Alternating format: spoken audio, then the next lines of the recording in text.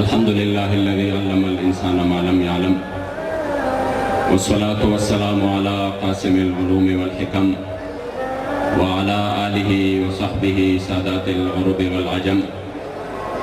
أما بعد فأعوذ بالله من الشيطان الرجيم بسم الله الرحمن الرحيم قال الله تبارك وتعالى في كلام المجيد وفرقانه الحميد إن الله لا يغير ما بقوم حتى يغيروا ما بأنفسهم صدق الله مولانا العظيم وصدق رسوله النبي الكريم الأمين چاکی چشق نوی حقیقی خو ایمان نوی دا سے انسان خو بھی کافر سے مسلمان نوی او خور شہاغا سر و سترگی چھ ہزار کر رتا دا معشوقی دا درد خور نا قربان نوی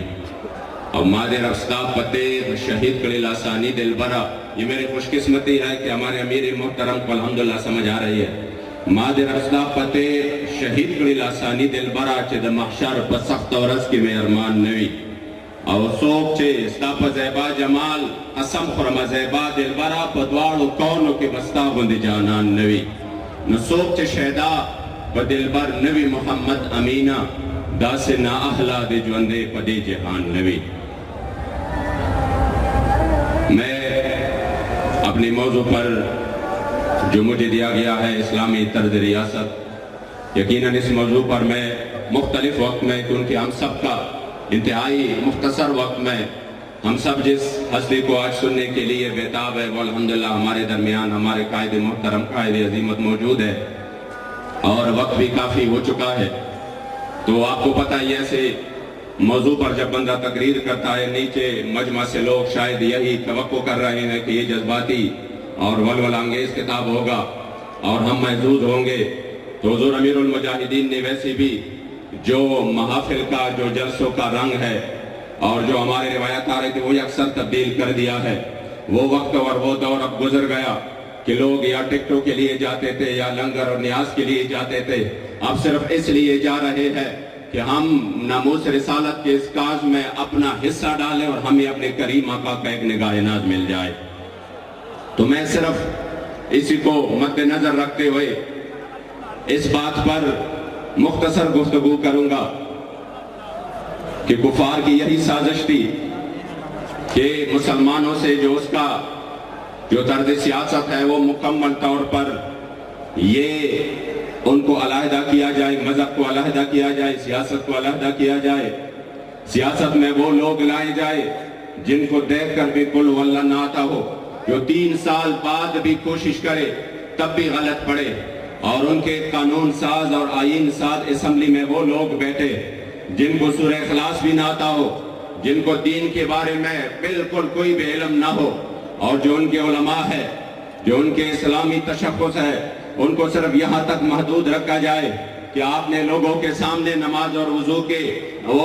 مسائل بیان کرنے ہیں آپ نے سیاست کے ساتھ کوئی بھی رابطہ نہیں کرنا سیاست اور چیز ہے اور اس طرح مذہب پہ عمل کرنا بطور مذہب بطور نظام نہیں یہ اور چیز ہے وہ اس حد تک کامیاب ہو گئے کہ انہوں نے علماء کو بالکل سائڈ پہ کر دیا انہوں نے صلحاء کو بالکل سائڈ پہ کر دیا کوئی عالم اگر ممبر پر میرے مصطفی کریم کی نظام کی بات کرتا ہے تو لوگ اس سے اٹھ کے چلے جاتے ہیں لوگ کہتے ہیں یہ مولانا سیاسی ہو گئے اب انہوں نے سیاسی باتیں کرنا شروع کر دیے ہیں تو اس کا نتیجہ یہ ہوا جو نظام میرے مصطفی کریم ہمیں دے کے گئے تھے اور آپ تشریف فرما اس حال میں تھے مدینہ شریف میں کہ آپ مسائل بھی بیان کر رہے تھے اور آپ پورے دنیا کو ایک نظام بھی دے رہے تھے اور پھر خلفائے راشدین جو اپنے ممبروں پر بھی بیٹھے تھے اور جو اپنے فیصلے بھی کرتے تھے اور پورے دنیا کو ایک نظام بھی دیا جب ان کے بعد ہم نے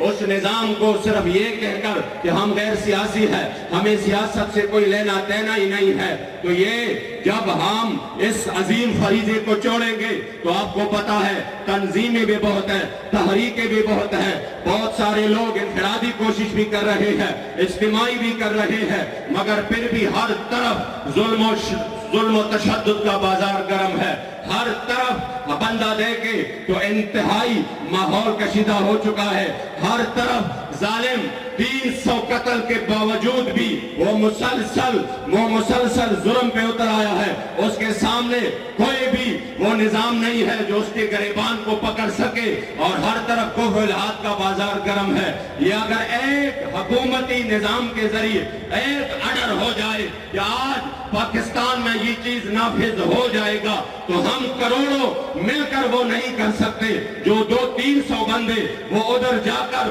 جو ہمارے اوپر جو نظام مسلط کرنا چاہتے ہیں, وہ صرف 100 ہوں گے, 200 ہوں گے, 300 ہوں گے, مگر اس سیاست کے تحت وہ کروڑوں کو کنٹرول کرتے ہیں. جب ہم نے اس چیز کو چھوڑا تو آج وہ ہمارے اوپر مسلط ہو گئے. اس لیے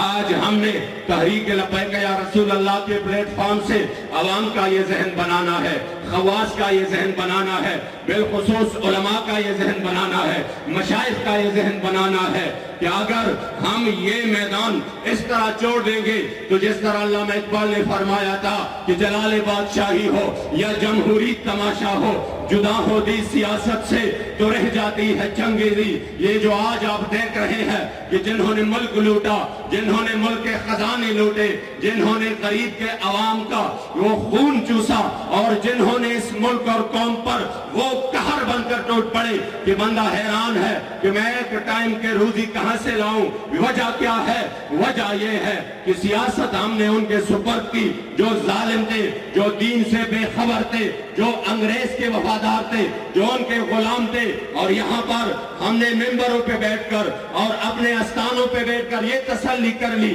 کہ نہیں, ہم سیاسی نہیں ہے, ہمارا سیاست سے کوئی لینا دینا نہیں ہے. میں نے کہا اگر یہ آپ کے الفاظ ہے کہ ہمارا سیاست سے کوئی لینا دینا نہیں ہے, تو دوسرے الفاظ میں آپ نے اعلان کرنا ہے کہ پھر ہمارے ممبر مصطفیٰ سے بھی کوئی لینا دینا نہیں ہے. دوسرے الفاظ میں پھر آپ نے اعلان کرنا ہے کہ ہم حضور کے وارث بھی نہیں ہے, کیونکہ میرے محبوب فرماتے کہ کانت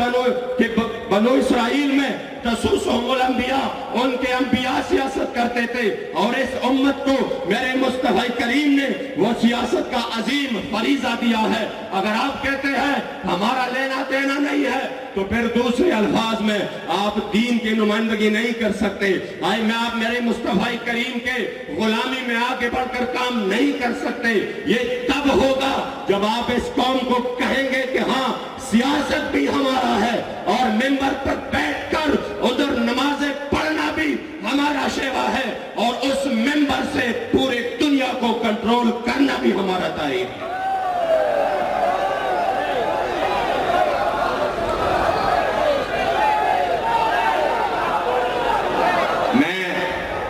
اپنے دادا حضور کے نشار کا کچھ ترجمہ بھی کروں. اکثر مجھے غلام غوث بغدادی صاحب کہتے ہیں جب بھی آپ پشت و شعر پڑھتے ہیں ساتھ میں کچھ ترجمہ بھی کیا کریں. میرے دادا حضور نے فرمایا کہ سیاست جدا قویل شریعت زنے, جی سیاست جدا قویل شریعت زنے, جو سیاست کو شریعت سے جدا کرتے ہیں. بیزار لحسب وقوف ظالم شیطان فخمہ, کہہ رہا میں ایسے بے وقوف ظالم اور شیطان سے بیزار ہوں. جی سیاست جدا قویل شریعت زنے, بیزار لحسے بے وقوف ظالم شیطان فخمہ, اور دا سیاست بازی پوڑم دا شریعت پچوگان, دا سیاست بازی پوڑم دا شریعت پچوگان, کم ہزار زل سرزی پدے میدان فخمہ. دا سیاست بازی پوڑم دا شریعت پچوگان, کم ہزار زل سرزی پدے میدان فخمہ. اور یہ شعر آپ سن کر آپ کو لطف آ جائے گا. فرماتے چتر خوشبوزی دخلو دا محمد عربی, جن سے میرے مصطفی کریم کے پسینے معطر کی خوشبو یہ مہک رہی ہو, ایسی جوان کے پیچھے چتر خوشبوزی دخلو دا محمد عربی, سر پہ تلی کے اسے زوان پس روان وخمہ. میں اپنا سر ہتھیلی پہ رکھ کر ایسے جوان کے پیچھے چلا جاؤں گا جو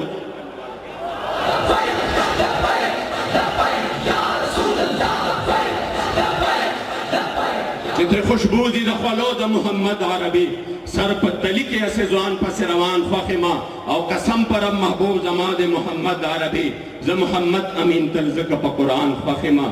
آج ہم نے یہ عزم کرنا ہے کہ اگر ہم اس زمانے کو دیکھتے ہیں, اور پھر یہاں پر جب علماء صاحب پہ ہو گئے, مشائخ صاحب پہ ہو گئے, انہوں نے کہا ہمارا کوئی کام ہی نہیں, تو فرق کتنا آیا. حضرت سیدنا عمر فاروق رضی اللہ تعالیٰ عنہ کے سامنے हिम्स के गवर्नर सईद बिन आमिर अल-जुमही का उनका तस्करा हुआ, आपने उधर से लिस्ट मंगवाई, मुझे लिस्ट ला कर दो। उधर सबसे ज्यादा मुफलिस यानी जिनके पास बिल्कुल भी पैसा ना हो वो कौन है। जब लिस्ट मंगवाया गया और उनमें देखा तो सर फहरिस्त हिम्स का गवर्नर सईद बिन आमिर अल-जुमही था। आपने फरमाया ये इतना इनके पास कुछ नहीं है, फरमाया ये बिल्कुल इस हाल में जिंदगी गुजार रहा है कि इनके पास कोई पैसा नहीं है। फिर आपने कुछ पैसे मंगवाए, आपने इनकार कर दिया, आप बड़े परेशान हो गए। कुछ देर बाद उसके बारे में हजरत उमर शाम गए तो उसके बारे में कुछ खबरें आई और वो खबरें ये थी कि ये महीने में सिर्फ एक बार ऐसा एक दिन आता, ये बहुत लेट निकलते हैं और ये रात को किसी के साथ बात नहीं करते, ये रात को फैसले नहीं करते। दूसरी तीसरी बात ये कि जब एक ऐसी हालत होती है कि इन पर बेहोशी तारी हो जाती है, इनके बारे में जब इस तरह की शिकायत आई कि ये इस तरह के काम करते हैं तो आपने उनको फरमाया कि आ जाओ, सामने बिठाया, गवर्नर है, फरमाया लेट क्यों निकलते हो। आपने कहा मेरे घर में कोई खादमा नहीं है, मेरी बीवी बीमार है, मैं घर के काम काज खुद करता हूँ, इस वजह से मैं थोड़ा लेट निकलता हूँ। ये था गवर्नर। जब इस्लामी सियासत की ये नहीं था कि दुनिया के जितने भी मुराद हो और पैसा हो, पहले कुछ भी ना हो, बाद में उसके असासों के तफसील भी मालूम ना हो, ना ये इस्लामी तर्ज सियासत थी। दोबारा पूछा कि आप महीने में एक बार क्यों इतने लेट आ जाते हैं। आपने जवाब दिया उसकी वजह यह है कि मेरे पास सिर्फ एक कुर्ता है, सिर्फ एक कपड़ा है, मैं महीने में उसको धोता हूँ, फिर उसको जो है ना सूखने के लिए मैं इंतजार करता हूँ, जब वो सूख जाता है फिर वो मैं पहनता हूँ, इस वजह से मैं लेट आता हूँ। फरमाया आप रात को इनके लिए क्यों नहीं निकलते। फरमाया मैंने दिन इनके लिए मुकर्रर की है, रात अपने रब से मुनाजात के लिए मुकर्रर की है, मैं इस वजह से नहीं निकलता। फरमाया बेहोशी की उतारी होती है। फरमाया मैंने खुबैब बिन हादी को देखा जिन पर कुफार जुल्म कर रहे थे, उसी वक्त मैंने उनको बचाया नहीं, उनके उस जुल्म को याद कर मैं रोता हूँ। इस वजह से हजरत सैयदना उमर फारूक ने हाथ उठाए, फरमाया या अल्लाह तेरा लाख लाख शुक्र है मुझे इन जैसा गवर्नर मिला है। जब इस्लामी तर्ज सियासत थी तो ये आलम था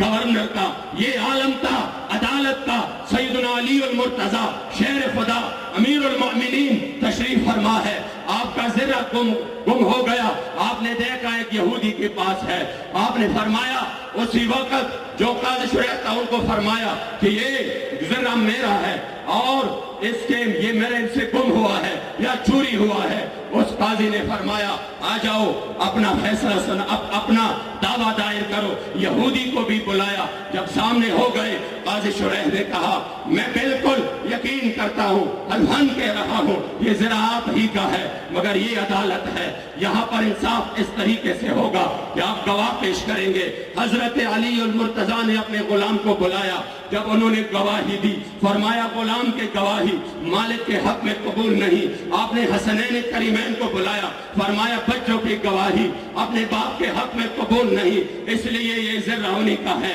मैं फैसला यही कर सकता हूँ। ये है इस्लामी तर्ज सियासत, जहाँ पर अदालतें भी आजाद हो, जहाँ पर इंसाफ का भी बोलबाला हो, जहाँ पर वक्त का अमीरुल मोमिनीन भी उसके दरबार में खड़े हो जाए और फिर कहे कि हाँ आपने फैसला सही किया है। यहूदी ने जब इस निजाम को देखा तो आपने वो ज़रा लाकर मेरे शेर खुदा के कदमों में डालकर कहा मैं कलमा कहता हूँ ला इलाहा इल्लल्लाह मुहम्मदुर रसूलुल्लाह। कि जिस निजाम में इतना इंसाफ मिल रहा है, मुझे यकीन है कि उस निजाम में दुनिया की भी खैर ख्वाही और आखिरत की भी है।